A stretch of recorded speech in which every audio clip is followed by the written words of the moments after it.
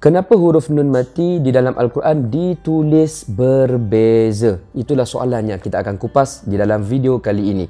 Assalamualaikum warahmatullahi wabarakatuh. Para penonton yang dimuliakan Allah Subhanahu Wa Taala. Jawapan kepada soalan tadi saya akan share dengan anda jawapannya berdasarkan salah satu buku daripada package FKT, iaitu Formula Kuasai Tajwid, di mana jawapannya kita akan perolehi dari buku 54 tips dan juga tips mudah kuasai tajwid Al-Quran. Muka surat, baik saya buka. Muka surat 60. Muka surat 60. Ceritanya panjang, tetapi sebenarnya tuan-tuan dan puan-puan, dia nak bagi tahu kita bahawa dalam Al-Quran apabila huruf nun mati ditulis, kadang-kadang ada tanda mati. Kadang-kadang tanda matinya tidak ditulis. Kadang-kadang huruf nun itu ada mim kecil.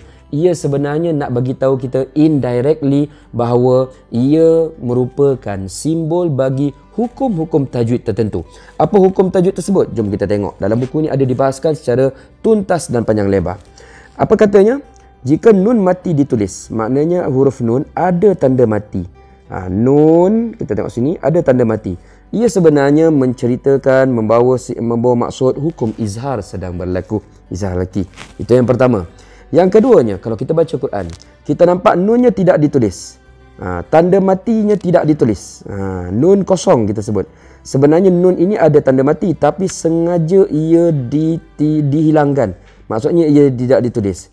Ia bermaksud apa?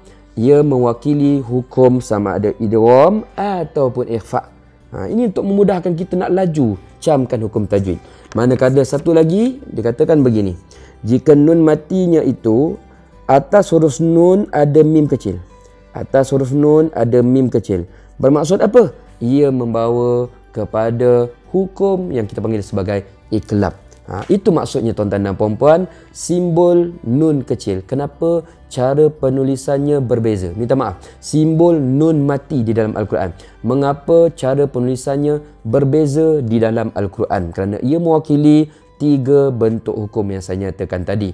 Nun kalau ada tanda mati, izhar. Kalau tak ada tanda mati atas nun itu, maknanya ikhfa ataupun idgham.